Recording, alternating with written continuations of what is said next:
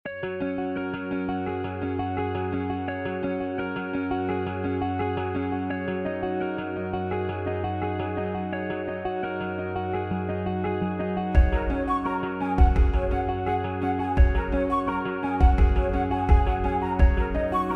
teman-teman semua, apa kabar? Salam sehat selalu. Ngeteh bareng Dave Chua kali ini akan berbincang-bincang dengan jelajah Bhinneka. Siapakah mereka? Mereka adalah generasi milenial yang begitu peduli akan budaya dan wastra Nusantara. Karena mereka yakin melalui tangan-tangan anak muda, mereka bisa melanjutkan kreasi dari warisan Nusantara. Nah, kemana saja mereka menjelajah? Yuk kita akan dengarkan bersama-sama kisah dari jelajah Bhinneka.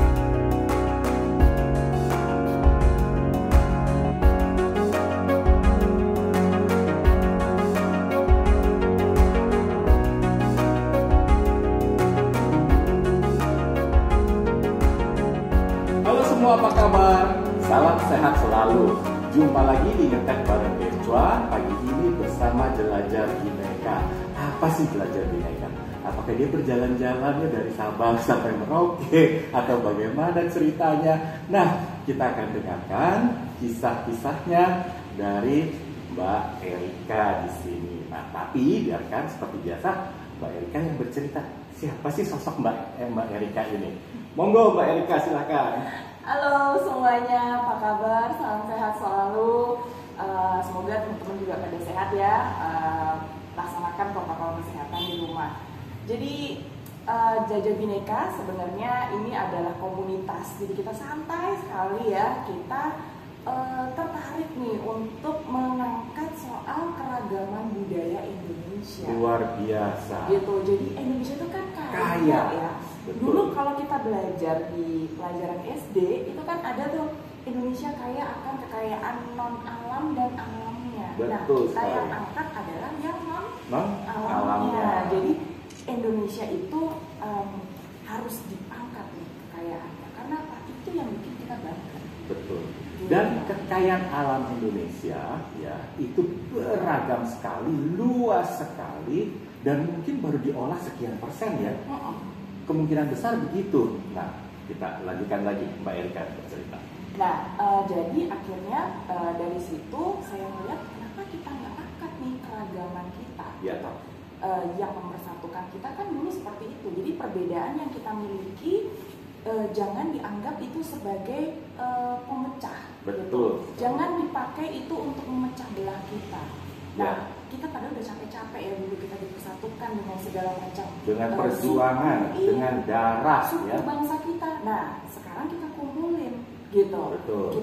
Kita persatukan. Nah, untungnya nih timnya Jelajah Bhinneka juga dari mana-mana gitu. Misalnya ada Tiara dari Ambon, terus ada Wiswandano dari Kuningan, terus ada yang dari Cirebon, ada juga yang dari Kalimantan, banyak sekali gitu. Waduh, luar dari Padang biasa. juga ada. Jadi kita ngajak teman-teman muda untuk yuk kita ngobrolin tentang kekayaan Indonesia. Kita belajar lagi tentang keragaman budaya Indonesia. Lewat apa? Lewat makanan, lewat kain, lewat tariannya, lewat apalagi minumannya ya. Betul. Mungkin ya. Terus ada yang paling menarik adalah situs-situsnya. Nah, itu sih luar biasa. Kalau bicara soal situs ya, situs itu sudah ribuan tahun silam ya. Seperti contoh yang umum kita kenal adalah misalnya Borobudur ya. Nah, Borobudur itu sudah menjadi pusat perhatian dunia akan peradaban bangsa Indonesia. Nah, bicara mengenai peradaban ya, itu biasanya kan kalau budaya itu tinggi, pasti itu pemikiran dan lain-lainnya dari rakyat itu adalah tinggi ya. Jadi mempunyai nilai seni yang tinggi, terus udah gitu tatanan hidupnya juga pasti teratur karena semua itu terungkap gitu dengan hasil karya itu ya, gitu ya. Produk-produk budayanya. Betul. Lanjut Erika. Nah, akhirnya waktu itu kita 2018 ya. kita jalan gitu. Okay. Nah, 2018 ketemu sama Tiara. Waduh. Nah, Tiara, ayo dong cerita kok bisa tiba-tiba klik dengan Erika. Nah, kan pasti ada kisahnya nih. Ini pasti menarik nih ya. Dari Ambon pula itu jauh. Iya, jadi ketemu Mbak Erika dan teman-teman JB itu di Ambon. Kebetulan saya waktu itu masih jadi jurnalis. Oke. Nah, kebetulan meliput acaranya JB dan juga saya jadi peserta. Ya. Waktu itu jadi di Patimura ya Mbak, Universitas Patimura. Terus ada jelajah ke rumah-rumah ibadah. Oke. Dan waktu itu mungkin buat teman-teman di Ambon masih agak jarang nih, misalnya dari komunitas agama berbeda berkunjung ke rumah ibadah komunitas lain gitu. Tapi yang pertama bikin akhirnya ramai untuk anak-anak muda itu dari mereka.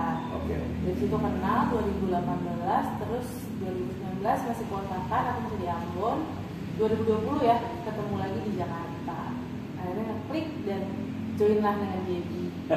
Ternyata ya kalau urusannya begini itu ngekliknya itu biasanya tuh dari hati gitu ya.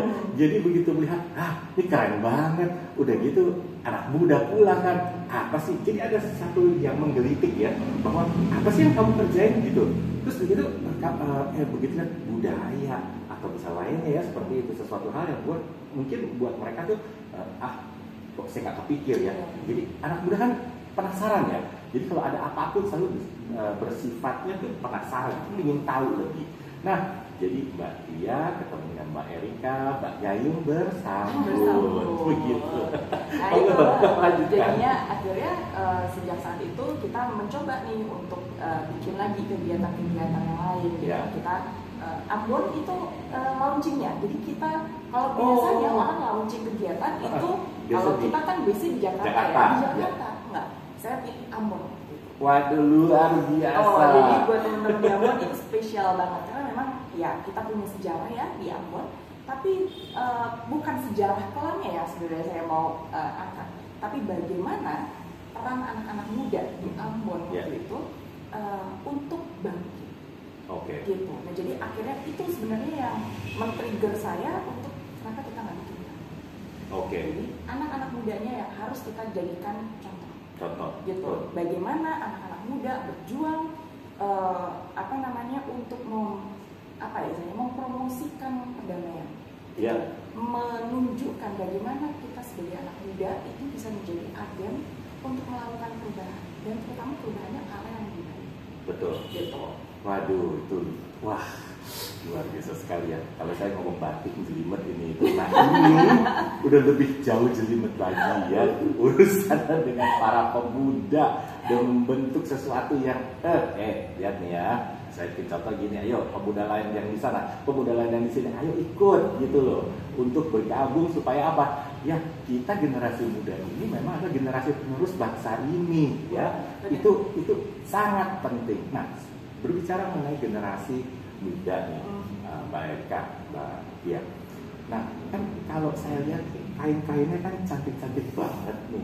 Ini pasti punya kisah-kisahnya. Nah, di belakang saya juga banyak sekali kain-kain yang nanti akan saya perlihatkan. Dari kain tenun, kain tenun ikat, ada batik ya. Nah, ini akan saya perlihatkan nanti di klip-klip saya. Nah, ini ceritanya apa nih kalau saya melihat, aduh ini busananya cantik sekali.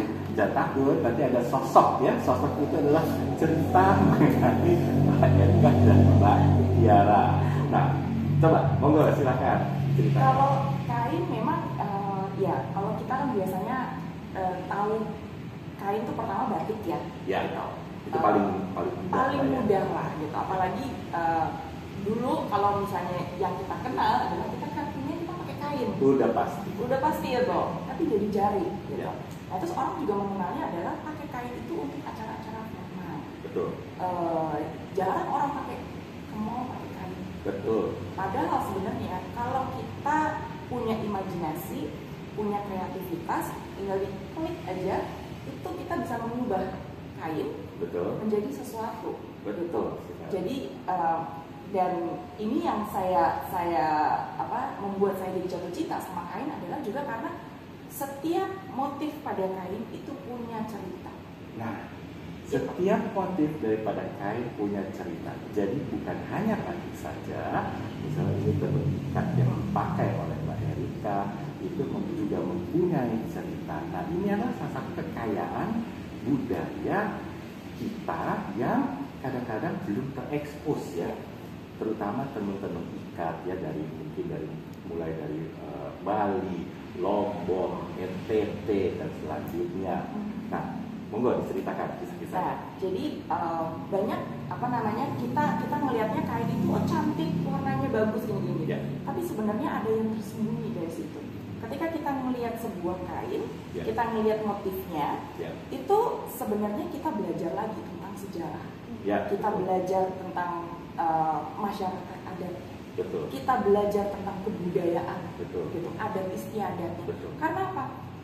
Itu perjalanan mereka itu tertuang di kain. Setuju sekali. Gitu.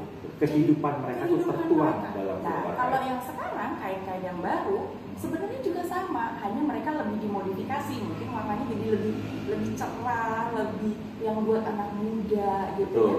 Karena kan ya pengrajin harus ngikutin konsumen juga, jadi betul, akhirnya ngikutin pasar. Betul. Tapi ada pakem-pakem yang tidak hilang.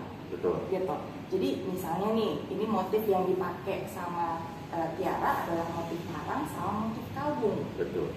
Zaman dulu nggak boleh motif parang dipakai sembarangan. Hanya dipakai oleh keluarga kerajaan.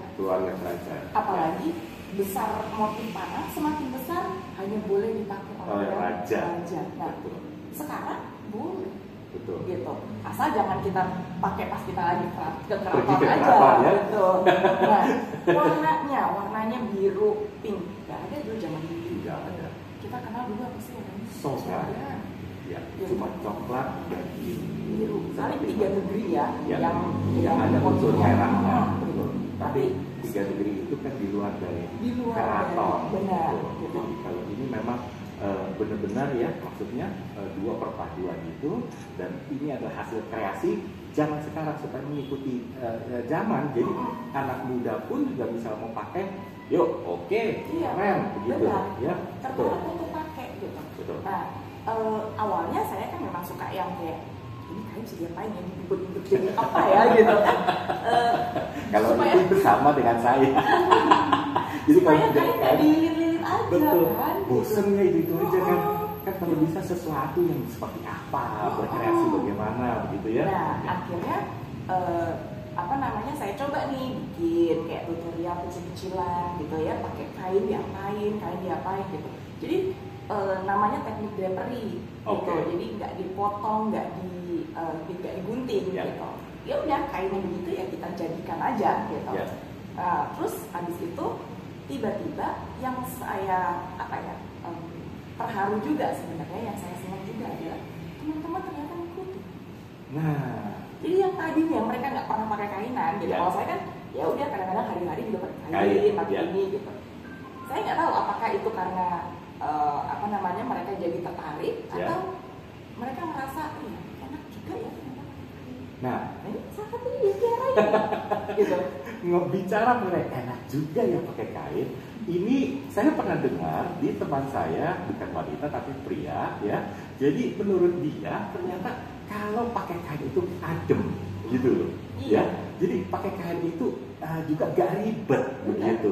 Jadi kalau pakai kain itu buat dia ternyata menjadi nyaman daripada dia harus pakai celana. Sampai kemungkinan dia berencana tuh untuk pergi ke kantor mau pakai kain. Wah, luar biasa banget. Kalau misalnya itu bisa terjadi gitu ya. Iya. Nah, tapi balik lagi ini adalah kita harus tularkan. Seperti tadi Erika sudah memang suka ya memakai kain dengan di ribet, di drapery atau apapun itu, sehingga membuat teman-teman lain lucu ya, mau coba kayak gitu kira-kira keren gak sih atau bagaimana. Nah, monggo diceritakan lanjut lagi. Ini pasti banyak pengikutnya. Nah, iya betul. Ini ada korbannya soalnya. Ada korban di sini. Nah, gimana Tiara? Iya, jadi waktu itu sering lihat Mbak Erika pakai kain kan ke kantor.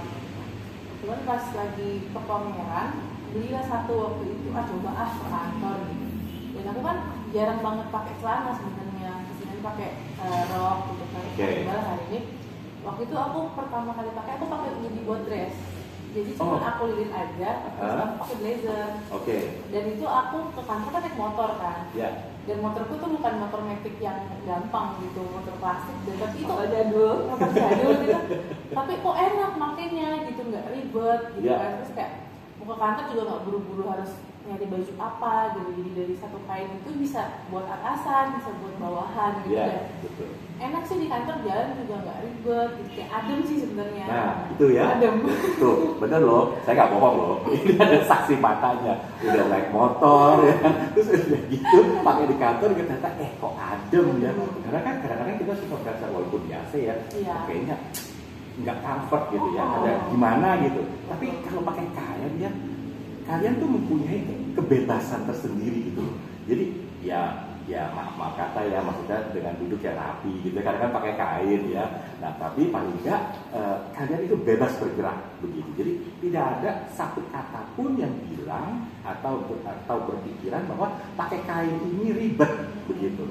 Itu yang kita harus hilangkan, bahwa pakai kain itu simple, asal kalian mengerti bagaimana cara mengikatnya dan bagaimana cara kalian memadu-madankannya. Misalnya seperti hari ini Mbak Tiara memakai atasan berwarna navy blue atau hitam dengan motif batik di sini. Demikian juga dengan Erika dengan jaket jeans yang dipadu dengan tenun ikat. Ini belum kita buka loh jaketnya, jadi udah keren loh. Jadi hal-hal seperti itu yang membuat kita tuh semakin explore ya, kain-kain kita bisa pakai begitu, kita bisa gunakan ya. Jadi jangan kain itu dibeli disimpan ya, atau dipakai hanya waktu-waktu tertentu begitu. Tapi ini bisa everyday kalau kamu mau pakai tiap hari begitu. Bisa kapan aja, mau ke mall bisa, mau ke kafe juga bisa, mau ke kondangan juga bisa. Acara-acara resmi yang lain juga bisa. Apalagi acara resmi bisa. Ya kan? Dulu kan kita mengenalnya begitu. Iya, betul. Hanya ke acara kayak kondangan, wisudaan, apalagi itu pelantikan, acara-acara formal. Acara-acara formal gitu. Ya. Tapi ternyata kan bisa kita buktikan bahwa enggak kok, kafe juga bisa gitu. Betul. Dan apa ya? Sebenarnya satu sih, dengan kita pakai kain, kita jadi mengenal badan kita sendiri. Nah, mengenal badan kita sendiri. Nah, karena apa? Kain itu sebenarnya kalau kita bicara kebaya Jawa ya, itu akan terlihat ya siluet dari wanita begitu, dan memang akan terlihat lebih slim begitu, karena ya kainnya dibeber dan dalam posisi rapi begitu. Nah, jadi dengan memakai kain itu postur kalian tuh akan terlihat rapi ya, terlihat lebih slim ya, karena kan banyak ya kaum hawa yang pinginnya selalu kelihatan lebih slim begitu. Nah, pakailah kain gitu, karena kenapa? Dengan begitu ya keanggunan kalian tuh akan lebih terpancar. Dan ini ternyata benar, maksudnya kalau kita pakai kain-kain Nusantara ya, itu kita menjadi sesuatu yang berbeda gitu. Ya kan, bukan yang berarti kamu pakai jeans kaos itu tidak boleh, tapi dengan memakai kain-kain wastra ini seperti Mbak Erika katakan, bisa ke mall, ke kafe, kemanapun ya kalian jadi eksentrik begitu, jadi tampil beda. Nah kan anak muda sekarang banyak tuh yang pengen saya mau tampil beda ya, saya nggak mau sama yang lain. Nah mulailah dengan memakai kain-kain Nusantara. Nah ini pasti ada ceritanya juga dari Mbak Erika ya, kenapa kok dia bisa tertarik rajin mau pakai kain-kain ini, pasti apakah diajarkan atau apakah melihat sesuatu, atau pasti ada triggernya. Nah apa ya Mbak Erika? Apa ya triggernya waktu itu ya karena saya mulai suka. Jadi waktu itu namanya juga orang Jawa, biasanya tertarik pertama adalah pada batik gitu. Ya, betul. Tapi waktu itu sempat saya pergi ke sebuah pameran gitu ya, pameran craft gitu ya, kerajinan.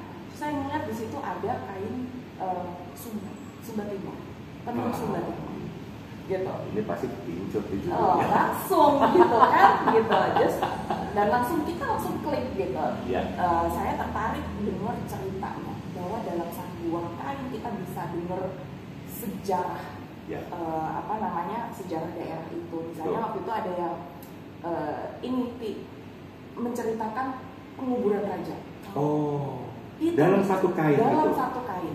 Wah, luar biasa. Dalam satu kain. Terus ternyata kalau kita ke Sumba Timur itu ada salah satu ini ya, apa namanya dia? Desa. Bukan ritual kalau kita tradisi. Namanya kawin lari. Kawin lari? Iya. Jangan ditiru ya. Menyusahkan orang tua soalnya. Itu juga ada di dalam kain. Diceritakan di dalam kain. Jadi kain itu ternyata dipakai untuk menceritakan sejarah, menceritakan budaya, menceritakan tradisi-tradisi yang mereka miliki. Betapa kayaknya gitu kan. Jadi saya yang kagum, wow, oke, gitu. Nah terus akhirnya mulai beli, terus kenalan sama pengrajin, terus habis itu tertarik lagi, dikenalin lagi sama yang lain dari dari Flores, dari ND waktu itu. Mulai dari situ, ini kayaknya pengen deh punya, kalau paling enggak tuh koleksi semua kain seluruh Nusantara, gitu. Tapi ya mungkin kita nggak bisa yang kain-kain lawas gitu. Ada beberapa kain lawas yang saya punya, tapi ya kalau kain lawas itu kan memakainya terbatas ya, jadi yang nggak kayak kain baru gini gitu. Dan kita juga khawatir ya, kain lawas robek atau apa karena kan sudah berumur pasti. Gitu. Jadi akhirnya ada kain lawas, ada juga yang kain-kain baru gitu. Dan setiap kain buat saya punya cerita masing-masing. Setuju. Kalau yang udah lawas, saya kayak batik karena saya itu rampung, biasanya saya gantung, saya jadiin home decor, gitu. Yang kain-kain baru masih bisa dipakai. Bisa pakai buat jalan-jalan, buat atap, buat buat hiasan, gitu. Jadi ya sama yang kayak tadi Tiara bilang, pakai kain aja, santai kok. Santai kan dan nyaman. Iya. Nah, Tiara kan dari Ambon nih.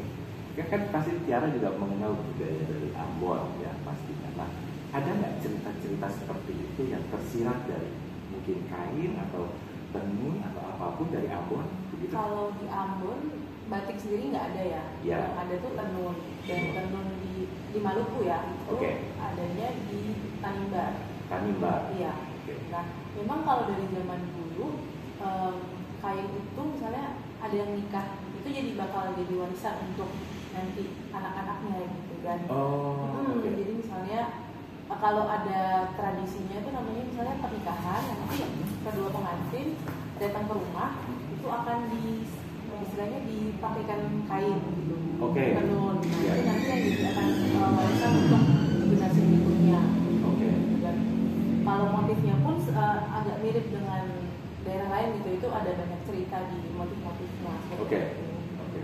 Nah di Tanimbar ya ternyata juga di sana ya kain tersebut dijadikan sesuatu mungkin bukan apresiasi ya, tapi seperti ini loh. Nah saya berikan kain ini. Mungkin kalau di Tanah Batak ya, maaf kalau saya salah, itu mangulosi ya.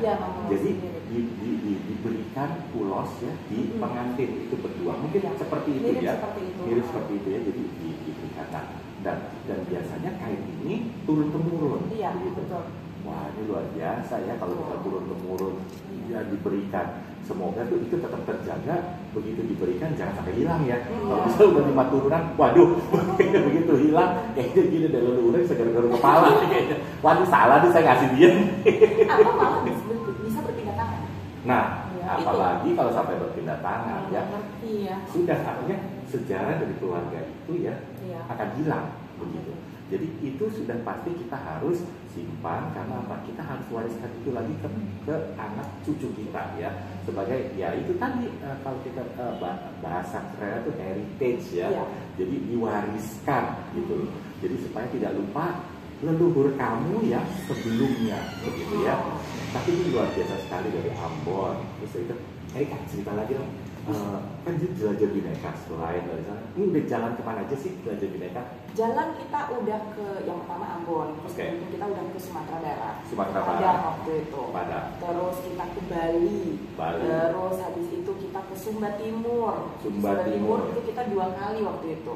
Terus ke Flores, ke ND. Jadi kita waktu itu ikut upacara pemberian makan pada arwah. Waduh. Toh. memberikan makan arwah. Ini kalau saya kenal lebih lama lagi, mungkin saya juga ikut tadi di situ, ikut upacara kasih makan arwah ya, atau saya yang dikasih makan. belum tentunya. Ya jangan ya. Nah, terus kemana lagi? Itu terus ya sekarang karena terakhir kita ke Jogja ya. Terakhir kita ke Jogja. Oh Jogja rasanya tahun ini ya? Iya, itu ya? paling terakhir. Jadi bulan Mei akhir kemarin kita ke Jogja. Itu udah paling terakhir. Habis itu kita udah nggak bisa jalan-jalan kemana-mana lagi karena ya sikon dan kondisi kita. Gitu. Nah jadi kemarin kita sempat jalan-jalannya virtual. Waduh. Jalan-jalan kita virtual. Jadi kita ke namanya Samsara Living Museum. Jadi itu ada di Bali, di daerah Karangasem, gitu. Nah kita jalan-jalan, gitu. Kita melihat waktu itu kita live Instagram, jalan-jalan kita. Nah itu nanti next kita akan ada lagi jalan-jalan, tapi ya memang harus diimprovisasi ya jalan-jalannya ya. Virtual kita udah nggak bisa lagi. Nggak bisa lagi. Ini memang ada yang namanya si C itu loh, bermasalah banget deh ya. Udah hampir 2 tahun nih kita ini terkungkung oleh dia, ya toh. Jadi nggak berkembang ya, nggak bisa kemana-mana. Kita juga mau buat sesuatu pun juga rasanya, aduh takutnya nanti dicela orang misalnya, lo kan bikin keramaian dan lain-lain sebagainya. Tapi satu sisi jika kita nggak berbuat sesuatu ya, itu akan menjadi vakum ya. Satu, tidak ada pergerakan. Lalu 2, bagaimana dengan mereka para perajin-perajin ini bisa menjual produknya kalau misalnya kita pun juga nggak membantu mereka begitu. Sedangkan mereka ini, para UKM ini sangat berdampak sekali terhadap pandemi ini. Nah, satu-satunya jalan mungkin bagi kita generasi muda ya memang berusaha maksudnya mau nggak beli sesuatu dari sana atau bagaimana, atau menghubungi UKM-nya langsung begitu. Nah dengan begitu mereka masih bisa bertahan hidup ya. Jadi mau nggak mau ya memang walaupun seperti ini kita masih harus tetap berjalan ya supaya kehidupan mereka terjaga begitu. Karena jangan sampai stop dan hilang. Biasanya sesuatu itu kalau udah startnya bergulirnya lagi itu lama sekali pasti. Dan bisa punah. Nah itu yang bahaya sekali. Kain-kain kita sudah banyak kan, bahasa daerah kita juga sudah ada. Nah itu benar sekali begitu. Jadi salah satu mungkin tugas ya dari Jelajah Bhinneka juga preservasi dari kain-kain atau wastra Nusantara ya, supaya ini tetap terjaga dan kita masih bisa melihat wastra-wastra tersebut. Jadi makanya tadi perjalanan dari Erika dari Ambon ya ke NTT, Padang dan lain sebagainya itu bisa menginspirasikan kita bahwa kekayaan kita begitu banyak ya, dan itu kita harus gali. Nah itu yang disebutkan tuh sebenarnya baru berapa kota ya kan, banyak banget. Satu Sumatera itu kalau kita bicara satu Sumatera ya, kita bicara tenun ya, dari atas dari Aceh sampai ke paling ujung Lampung ya. Nah itu kita bisa lihat itu beragam. Itu kita baru ngomong Sumatera ya, belum lagi pulau-pulau lain ya begitu. Jadi kalau kita nggak menjaga itu rasanya sayang sekali kalau itu sampai hilang. Apalagi karena pandemi sekarang. Jadi sudah menjadi tugas kita memang untuk tetap ya kalau bisa berbelanja batik ya, ataupun membeli kain-kain lainnya. Nah, tapi kain yang asli ya, maksud dalam arti kata itu memang dibuat oleh perajin tersebut dan bukan printing atau kain-kain seperti itu, tekstil bukan ya. Jadi misalnya kalian mau beli kain tenun, nah, tenunnya mungkin tenun Sumba ya, tenun Lombok, tenun Bali ya. Nah kalau misalnya kalian mau beli batik tulis, batik cat atau cat tulis seperti itu. Betul. Nah Erika, nih pesan dan kesan buat anak muda apa sih ini? Kan kalian kan wah giat banget ya, aduh saya juga pengen ikut soalnya kayaknya belusukannya nih oke banget gitu loh, kesana kesini. Nah kalian juga nanti bisa kunjungi IG dari Jelajah Bineka ya, jadi kalian bisa melihat aktivitas mereka ngapain aja sih, itu yang namanya Erika sama Tiara gitu kan, kalau penasaran kan gitu kan. Nah kalian bisa kunjungi IG mereka juga. Nah pesan dan kesan bagi anak muda ini penting. Nah, monggo silakan. Yang jelas kalau buat saya, kita sebagai anak muda ya, bagian dari anak muda, kita juga harus bisa menjaga kekayaan yang kita punya. Kekayaan salah satunya adalah kekayaan non alam kita gitu. Banyak sekali kekayaan kita yang perlu sekali dijaga. Kalau tidak, kita akan kehilangan gitu. Dan itu penyesalannya seumur hidup karena nggak akan bisa lagi balik kembali. Tidak akan terulang lagi. Betul. Nah jadi tugas kita salah satunya sebagai anak muda, dengan kekuatan yang kita punya, dengan keterbatasan yang kita punya, kekuatan yang masing-masing punya adalah ayo kita jaga apa yang dimiliki oleh Indonesia ini, jangan sampai hilang, jangan sampai punah ya. Hilang tuh kan bisa karena hilang diambil gitu ya, atau si pelakunya memang sudah tidak ada gitu. Jadi ayo sama-sama kita ikut melestarikan apa yang kita punya, pakailah gitu ya produk-produk budaya yang ada, nggak usah ragu mau dipakai kemana, bisa dipakai hari-hari, apalagi masa PPKM. Betul. Semua online nggak ada masalah, karena apa? Kita masih bisa kok pakai, pamerin ketika lagi meeting online. Yang penting dilihat sama orang. Betul. Gitu. Semisal pun Anda tidak berani untuk memakainya, itu bisa menjadi satu hiasan dinding, ataukah misalnya sarung bantal ya, atau apapun itu, tapi gunakanlah produk dalam negeri. Karena dengan menggunakan produk dalam negeri, siklus kehidupan para UKM itu berjalan. Itu yang sangat penting. Roda ekonomi mereka juga akan berjalan. Dan jangan salah, bukan berarti satu kain itu hanya menghidupi sang perajin atau sang pembatik, tapi itu rentetannya itu dari awal itu panjang. Misal kalau tenun itu mulai dari pencelupan warna, ya, mulai dari pintalan kapasnya, itu semua berkesinambungan. Demikian juga batik, tidak ada canting, tidak akan ada batik, begitu. Jadi ini semua satu rentetan panjang, begitu. Jadi monggo silahkan beli. Nah dari Tiara gimana kalau untuk kesan dan pesan untuk anak-anak muda nih? Sebenarnya nggak jauh beda dengan Mbak Erika sih. Okay. Budaya Indonesia tuh banyak banget, dan sebenarnya kita nggak kalah dari negara-negara lain gitu kan. Itu salah satu kebanggaan yang harus kita jaga. Gitu kan. Betul. Kalau misalnya untuk kain sebenarnya pakai aja dulu gitu. Betul. Karena nanti kalau udah pakai pasti kita akan penasaran nih. Kita akan cari tahu ini motifnya apa sih, ceritanya apa gitu. Dan itu sebenarnya yang harus terus nanti dilestarikan gitu kan. Kita nggak mau misalnya dari cerita motif parang untuk anak cucu besok-besok nggak ada yang tahu gitu kan sebenarnya gitu. Gak usah takut sih, pakai aja dulu. Mau dilihat orang ya, itu salah satu yang unik dari kita gitu sebenarnya. Jadi salah satu melestarikan budaya itu sebenarnya simpel banget sih. Dengan pakai kain, pakai batik, itu kita udah ikut melestarikan budaya Indonesia sebenarnya. Nah, kunci katanya adalah gunakanlah. Jadi jangan pernah takut bermain dengan wastra, seperti saya sering katakan.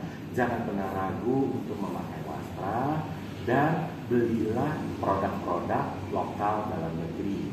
Misalnya mau dari tas rami ya, itu pun juga kerajinan tangan begitu. Nah itu rami itu juga panjang ceritanya, dan itu tuh dari perajinnya itu pun juga bukan satu orang, tapi beberapa begitu. Nah itu contoh seperti itu. Atau kalian bisa beli basket apa bahasanya keranjang ya, keranjang anyaman begitu. Atau bisa kalian bisa beli mungkin placement apa sih namanya itu untuk makan itu ya, nampan atau untuk taplak makan ya, ataupun cempol atau apa, itu mungkin dari batik dan lain sebagainya. Tapi belilah dan pakailah produk dalam negeri, apalagi di era sekarang ini itu sangat penting karena demi kelanjutan kehidupan mereka begitu. Mbak Erika, Mbak Tiara dari Jelajah Bineka. Aduh, luar biasa sekali pagi ini kita bisa berbincang-bincang. Ini, aduh, rata-rata sih semua tamu Dave ya. Mundur gara-gara PPKM begitu. Nah, kami juga terima kasih kepada Lapida Home yang telah menyediakan tempat bagi kami untuk wawancara ngeteh bareng Dave Chua. Semoga Jelajah Bineka menginspirasikan banyak orang dan terutama kaum muda. Yuk kita ikut dalam rangka menyelamatkan para UKM kita dan demi kelangsungan bangsa dan negara kita karena kita cinta sekali Indonesia. Terima kasih Mbak. Terima kasih Mbak Erika. Sampai jumpa di episode selanjutnya di Ngeteh bareng Dave Chua. Bye bye.